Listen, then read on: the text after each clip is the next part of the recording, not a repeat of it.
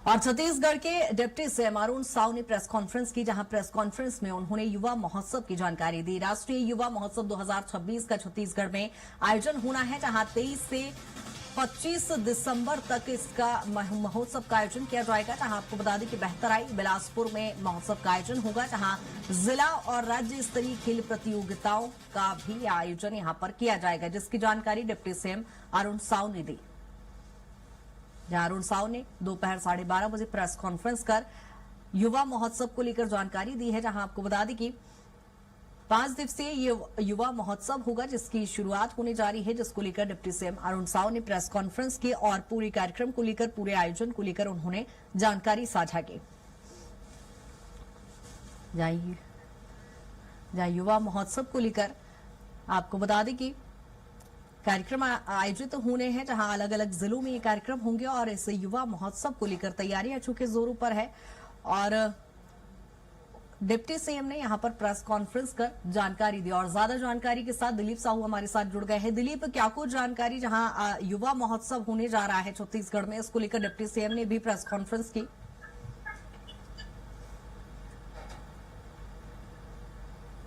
कि जिला स्तरीय पर युवा महोत्सव का संपन्न हो चुका है और प्रदेश स्तरीय, राज्य स्तरीय पर जो युवा महोत्सव है वो 23 से 25 दिसंबर तक होना है।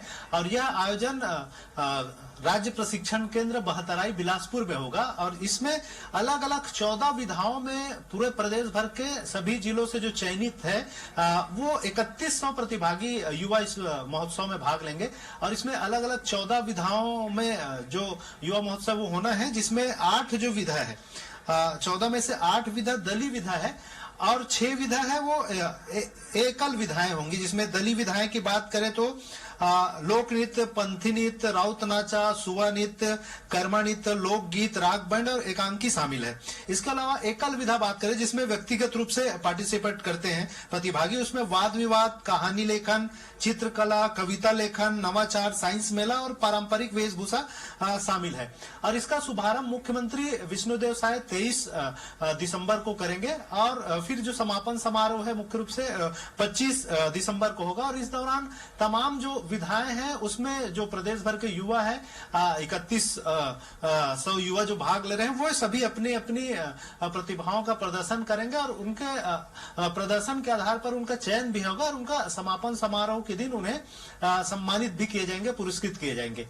जी बिल्कुल दिलीप, खेल को लेकर जिस तरह से छत्तीसगढ़ सरकार निरंतर आयोजन कर रही है, अभी हमने बस्तर संभाग में संभाग स्तरीय जो आयोजन हुए उसकी सफलता के बाद अब सरगुजा में भी करने की तैयारी है। ऐसे में इस खेल महोत्सव में कितना कुछ अंतर देखने को मिलेगा, इसकी तैयारियां किस स्तर पर की जा रही है?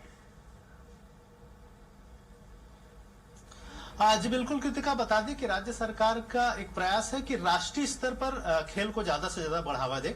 जिस तरह से बस्तर ओलंपिक का आयोजन हुआ जिसमें करीब 4 लाख युवा उसमें शामिल हुए पूरे बस्तर संभाग के 7 जिले के, तो उसी तरह अभी संभागीय स्तर पर ही सरगुजा ओलंपिक का भी आयोजन होना है, उसके लिए भी एक तय कर दिया गया है। इसके अलावा मुख्य रूप से बात करें तो खेलो इंडिया जो भारत सरकार का आयोजन है उसके तहत भी ट्राइबल गेम्स के लिए मेजबानी छत्तीसगढ़ को मिल रहा है, जिसकी लॉन्चिंग भी 23 दिसंबर को ही होगा, उसके भी लॉन्चिंग किया जाएगा।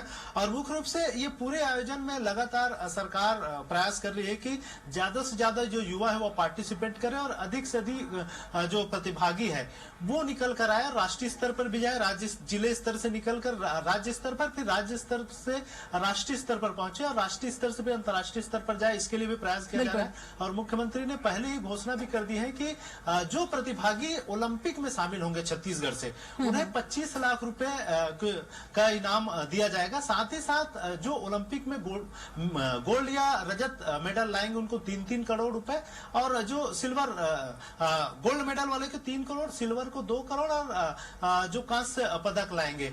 बिल्कुल दिलीप, कुल मिलाकर कहा जाए ऐसे में खिलाड़ियों में कहीं ना कहीं प्रोत्साहन भी बढ़ेगा। प्रोत्साहन राशि जब प्राप्त होगी तो कहीं ना कहीं खेलों को बढ़ावा प्रदेश सरकार दे रही है। बहुत शुक्रिया तमाम जानकारी के लिए।